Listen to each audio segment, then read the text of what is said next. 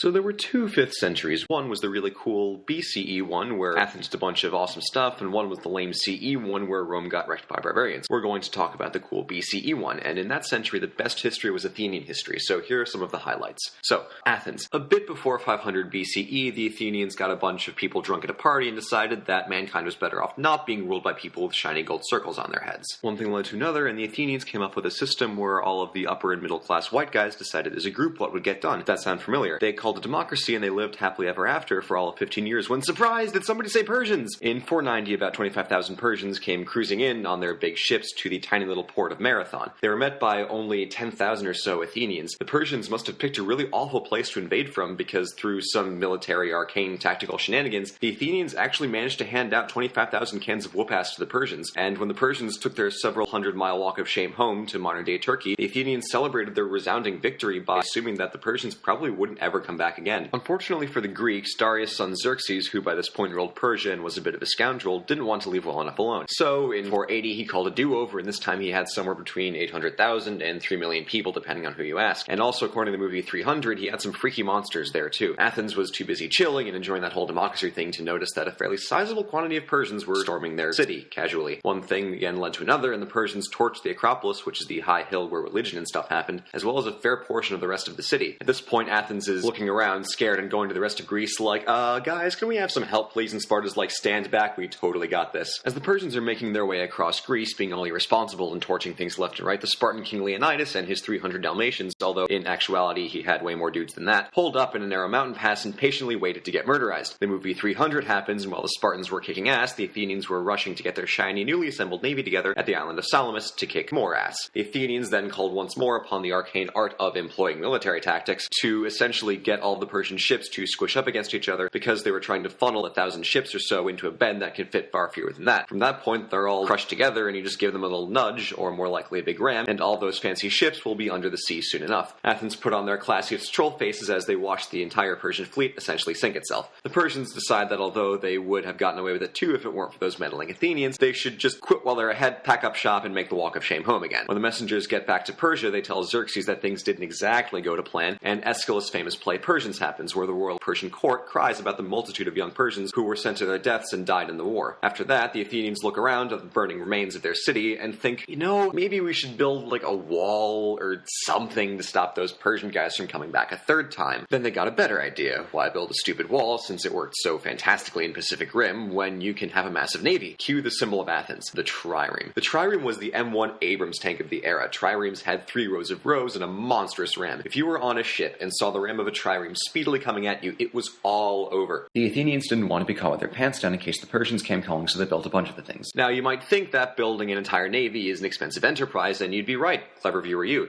This is the part where the Athenians learned a neat little trick called extortion. The Athenians set up the Delian League, which was a union of all Greek city-states that would work together to combat future Persian incursions. The league was led by Athens, but the base of operations was situated on the small island of Delos, which was in the middle of the Aegean Sea. It was on this island that the Delian League's treasury was kept. What do you keep in said treasury, you ask? Well, that would be the money that the Athenians extorted from all of the other members of the Delian League. The process goes a little like this. Athenian soldiers go out on their sweet triremes and sail to the nearest allied island. When they get there, they have a chat with the local government, which the Athenians were keen to remind them was in every way inferior to Athenians' glorious democracy, and say something like this. Hi guys, good to see you all again. It's been so long. So, remember when we kind of saved your ass by winning the Battle of Salamis and sinking the Persian fleet? Well, we're worried that they might come back and force us to be awesome and save you again, and we want to be ready in that case. That's why we're asking you for most of your money, all of your soldiers, and any ships that you might have, laying around gathering dust. By the way, have you seen our triremes? They're pretty cool, right? Well,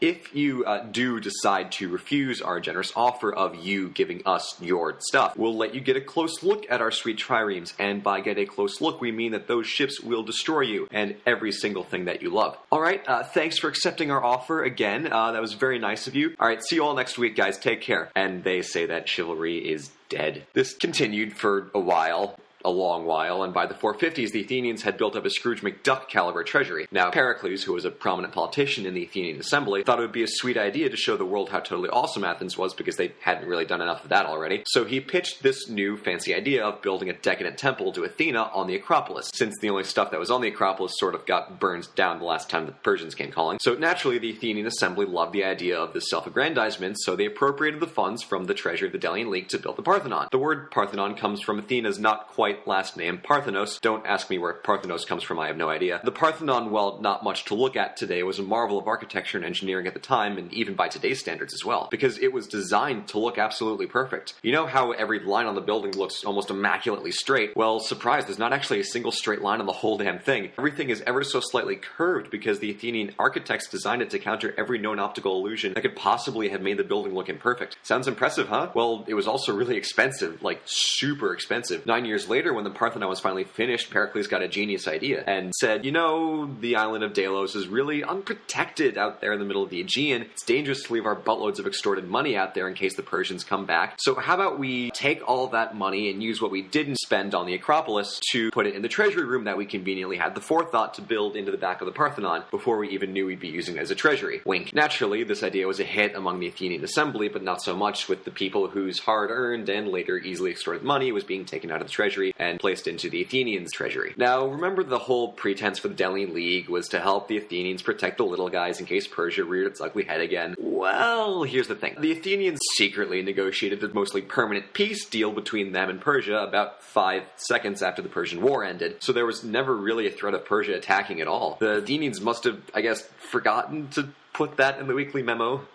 Oops. Sparta did not like this. Not one bit. No, not at all. In response, they got an idea. We'll make our own league with blackjack and hookers. And make a league they did. In short order, they had created the Peloponnesian League, which was a defense against Athens' growing imperialistic and rather thuggish tendencies. And then something war. Some fighting happens somewhere and a bunch of Athenians die, so Pericles, who was the guy from earlier, which is as close to an emperor as you can have in a democracy, takes the opportunity to give a speech, which is pretty much the precursor to the Gettysburg Address if you take a close look at it. Pericles is going on about how awesome Athens is and how democracy is totally the cat's pajamas and how no matter what insanity gets thrown at Athens, Athens will persevere and toughen out because Athens is the absolute best. Well, that was all fine until the Spartans wised up and started catapulting dead people over the Athenian city walls. Like I said, they totally worked like a charm in Pacific Rim. And surprise, surprise, people got sick from all the dead people being catapulted over their walls. Like, super sick. So all of Pericles' great words about how awesome Athens is and how they're the best in the world were reduced to sod all when Pericles accidentally died of said plague, and people realized that if everyone's going to die and the gods won't bother saving them, they might as well rape and pillage and steal even if it's your own city. It was bad, like really, really bad. Luckily though, if you got the plague once and survived, you were in the clear for the rest of your life. It was a pretty rough year, but the Athenians eventually made it through despite abandoning religion, the law, and basic morality there for a few months. Alright, good work team, 2 years of the war done, only 30 to go, yay! Oh god. Unfortunately for the rest of the world, the Athenians did not even slightly learn their lesson about not being jerks. A prime example of this is the Melian dialogue. This one happened when the Athenians pulled up in their triremes to the neutral island of Melos to ask that they pay up and join or be burned to the ground. The Melians asked the very reasonable question of, why are you doing this to us? To which the Athenians actually replied, because we can. At one point there was a very brief peace which the Athenians promptly bollocksed up by sending a fleet to Sicily to attack Spartan interests in the area. One thing led to another, and the Athenians disastrously lost the whole fleet. In the meantime, the Spartans got rather miffed by that expedition business and started attacking Athens directly again. You done messed up, Athens? The last straw for the Athenians resulted from a naval battle in which Athens was soundly whooped. Their ships were made into Swiss cheese, and hundreds of sailors were stranded at sea. Athens made the decision not to rescue them on account of inclement weather, and all but a few ended up dying out there. The few who survived came back to Athens and wrote a strongly worded letter to the management regarding their abandonment and expressing concern. This caused quite a bit of a stir and resulted in the top naval officers all being executed. Bold move, Athens. Let's see how it pays off. Spoiler alert, it didn't, not even slightly. The Spartan general Lysander made great use of Athens' idiotic butchery of its entire naval command and was able to promptly lay siege to Athens. Facing starvation and finally coming to terms with its own lunacy, Athens surrendered in 404 BC. After the surrender, the Spartans put a whole lid on that democracy nonsense. Overall, it was a pretty decent century for Athens. They beat the Persians twice and made an empire, albeit through extortion. Yes, they suffered a plague and were soundly beaten in the Peloponnesian War, but they have an absolute ton of culture to point to and be proud of for the century. I'd say 10 out of 10 would definitely start an empire again.